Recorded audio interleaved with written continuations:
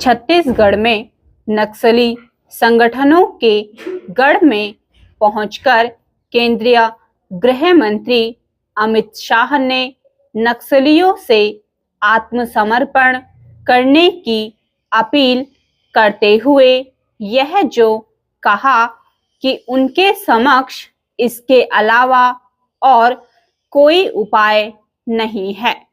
वह कहना इसलिए आवश्यक था क्योंकि नक्सली अब भी मुख्य धारा में लौटने के लिए तैयार नहीं दिख रहे हैं।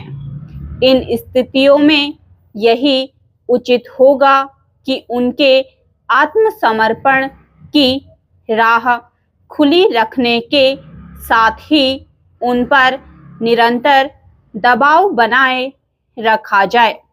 उनके सामने यह बार बार स्पष्ट करना होगा कि वे बंदूक के बल पर सत्ता एवं व्यवस्था परिवर्तन का जो सपना देख रहे हैं वह कभी पूरा होने वाला नहीं है।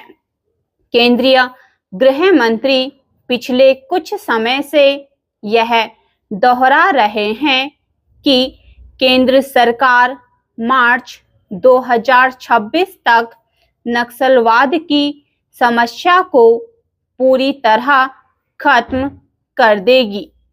इस लक्ष्य को पाने के लिए जहां यह आवश्यक है कि नक्सल प्रभावित राज्यों की सरकारें केंद्र सरकार का पूरा सहयोग करें, वहीं नक्सलियों के प्रभाव वाले इलाकों में विकास एवं जन कल्याण की योजनाएं तेजी से आगे बढ़ाई जाएं।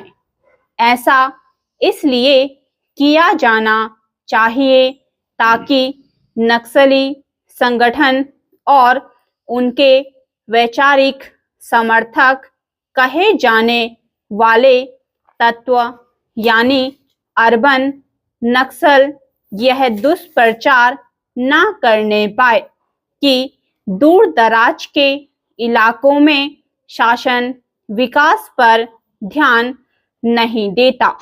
वैसे इस दुष्प्रचार की कलई खुल चुकी है और यह साबित हो चुका है कि नक्सली ही ग्रामीण इलाकों में विकास कार्यों में बाधक बने हुए हैं।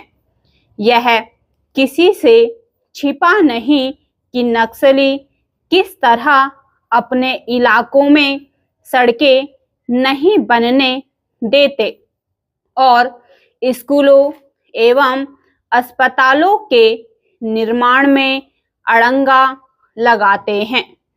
उनकी इन्हीं हरकतों के चलते इसका पर्दाफाश हो चुका है कि वे निर्धन तबकों के हितों की लड़ाई लड़ रहे हैं।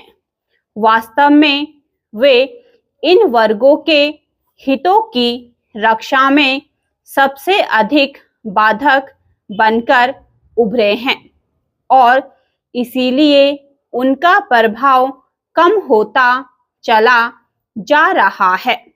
यह उल्लेखनीय है कि पिछले कुछ वर्षों में नक्सल प्रभावित जिलों की संख्या में कमी दर्ज की गई है। 2019 में नक्सली हिंसा से प्रभावित जिलों की संख्या 90 थी। अब यह संख्या 40 से भी कम रह गई है।